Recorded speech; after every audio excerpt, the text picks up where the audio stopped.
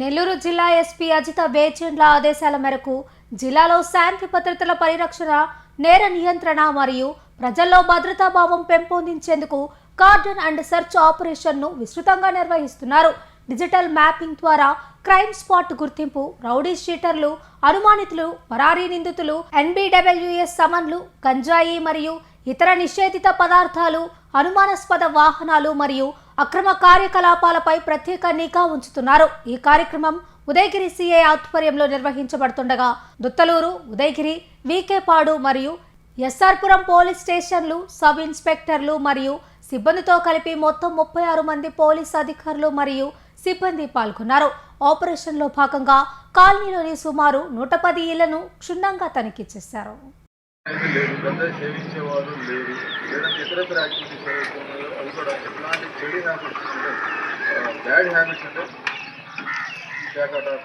ఇంకోటి ప్రతి రోజు 112 కాల్స్ వస్తూ ఉంటాయి ఇక్కడి నుంచి. అలా వాళ్ళ ఇంటి మీదకి వెళ్ళారు, వీళ్ళ ఇంటి మీదకి వెళ్ళారు. చిన్న చిన్న రీజన్స్ కూడా చాలా సార్లు పోలీస్ స్టేషన్కి కాల్ చేయడం, పోలీస్ స్టేషన్కి వచ్చి ఉదయం నుంచి సాయంత్రం దాకా అక్కడ వెయిట్ చేయడం, పోలీస్ స్టేషన్ మెట్లెక్కడం మీకు అంత అంటే హ్యాపీగా ఎవరికి ఉండదు. ప్రతి చిన్నదానికి కూడా అది ఎస్పెషల్లీ సాయంత్రం 4-7 గంటల తర్వాత ఎక్కువ ఇంట్రెస్ట్ ఎక్కువ ఉంటూ ఉంటుంది.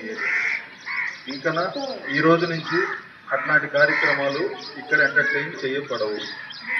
తాగి వచ్చి ఇలాంటి ఇంకోటి వచ్చి గొడవ చేస్తే ఇంకెట్లా వాడికి వీపు విమానం మోత ఎట్లా మోగుతో అట్లా మోగిస్తాం. ముందే చెప్తాం. పొద్దుగూకులు మిమ్మల్ని కూర్చోబెట్టి కౌన్సిలింగ్ చేసి బతిలాడి బతుకిచ్చే పరిస్థితులు ఉండవు. పిచ్చి పిచ్చి వేషాలు వేయకుండా రోడ్డు మీదకి వెళ్ళేటప్పుడు ఊళ్ళు దగ్గర పెట్టుకుని వెళ్ళాలి. మీరు తాగి మీ ఇష్టం చేయడం బళ్ళు నడపడం వల్ల ఏదైనా యాక్సిడెంట్ అయితే ఏమవుతుంది? అవతలడు ప్రాణం పోతా ఉంది. వాటికి ఏమైనా డాక్యుమెంట్స్ ఉంటున్నాయా? అవి ఉండవు.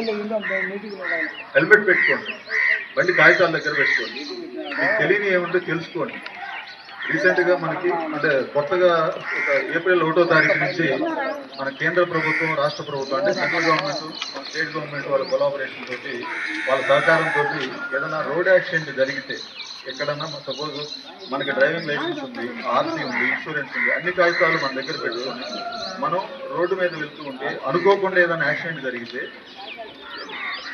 ఆ యాక్సిడెంట్ జరిగి కాల్ వచ్చి ఏదైనా అట్లాంటి వాటికి సుమారు 1.5 లక్షల రూపాయల దాకా గవర్నమెంట్ మీకు సహకారం అందిస్తుంది. యాక్సిడెంట్ జరిగిన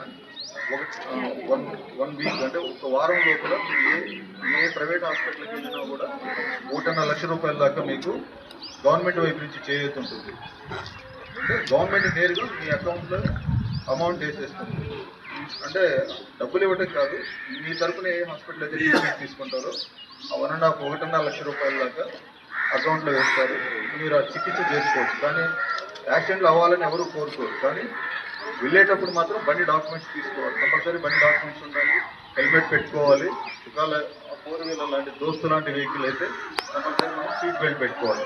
ఇవి పెట్టుకుంటే ముందు మనకి ఎప్పుడైనా ఏదైనా అనుకోకుండా సడన్గా యాక్సిడెంట్ అనేది అనుకోకుండానే జరుగుతుంది. రోడ్డు మీద యాక్సిడెంట్ అనేది అనుకోకుండానే జరుగుతుంది. తాగి ఉండటం వల్ల కావచ్చు, లేదంటే నిర్లక్ష్యం వల్ల కావచ్చు, ఓవర్ స్పీడ్ అంటే ఎక్కువ స్పీడ్తో వెళ్ళటం కావచ్చు. ఇట్లా వెళ్ళేటప్పుడు ఏదైనా అనుకోకుండా జరిగినప్పుడు ఈ డాక్యుమెంట్స్ ఇవన్నీ ఉండటం వల్ల PM Rawat, prime minister office నుంచి పిఎం రావత్ అనే పథకం ద్వారా మనకి బాధితులకు 1.5 లక్షల రూపాయల దాకా వస్తుంది. ఎప్పుడు డాక్యుమెంట్స్ అన్ని సక్రమంగా ఉన్నప్పుడు. అందువల్ల ఇంట్లో నుంచి బయలుదేరి వెళ్ళేటప్పుడు కంపల్సరీ హెల్మెట్ పెట్టుకోండి, బండి డాక్యుమెంట్స్ దగ్గర పెట్టుకోండి. వీళ్ళందరికీ ఇప్పుడు మనకి సీతారాంపురం నుంచి కావలి కానీ, సీతారాంపురం నుంచి కోర్మావల్లి కానీ, సీతారాంపురం నుంచి సింగరాయకం వైపు కానీ కొత్తగా రోడ్లు పడ్డాయి. ఈ రోడ్లు పట్టడంతో బండి స్పీడు మినిమం 60 పైన ఉంటుంది. 60, 70, 80, 90. ఈ కొత్త బైకులు అయితే ఇష్టం వచ్చినట్టు రోడ్ల మీదకి వెళ్తూ ఉన్నారు. ఇది మంచిది కాదండి. ఈ రోడ్లు మన భారతదేశంలో ఈ డబల్ రోడ్స్ అనేవి మినిమం 60 స్పీడు. ఈ ద్విచక్ర వాహనాలు అంటే ఈ బైకుల మీద మినిమం 60 కిలోమీటర్ల స్పీడ్ వరకే మాత్రమే ఆ హైవే మీద మనకు అలా ఉంటుంది. మీరు 90, 80 కానీ వెళ్తే కంట్రోల్ కాదు. మ్యాక్సిమం యాక్సిడెంట్స్ అన్నీ ఈ కారణం వల్ల అవుతాం. ఓవర్ స్పీడ్తో వెళ్తున్నారు, రోడ్లు బాగున్నాయి కదా అని హెల్మెట్ పెట్టుకోవడం లేదు, ఫోన్ మాట్లాడుతూ వెళ్తున్నారు, లేకపోతే తాగి వెళ్తూ ఉంటున్నారు. మనం ఇంట్లో ఎట్లున్నా పర్వాలేదు, కానీ బండి తీసుకొని రోడ్డు ఎక్కామంటే అది పబ్లిక్ ప్లేస్. అది మీ ఇల్లు కాదు, మీ సొంతమైన ఇల్లు కాదు, మీ బంధువుల ఇల్లు కాదు, పబ్లిక్ ప్లేస్. అది రోడ్డు ఎక్కాము అంటే మన ఒళ్ళు దగ్గర పెట్టుకొని బండి నడుపుకోవాలి. బండి మనం ఎక్కడున్నాము అని మనం ఫోన్ మాట్లాడుకోవాలనుకుంటే రోడ్డు పక్కన ఆపుకొని కొంచెం మాట్లాడుకోవాలి. ఈ జాగ్రత్తలన్నీ తీసుకుంటే మనం సేఫ్గా హ్యాపీగా మన ఇంటి దగ్గర నుంచి బయలుదేరుతాం. సాయంత్రం 5 గంటలకు ఒడిగిరి దాకా వెళ్ళొద్దాం అనుకుంటాం. ఇంట్లో భార్య పిల్లలు అందరూ వచ్చి ఉంటారు. సరే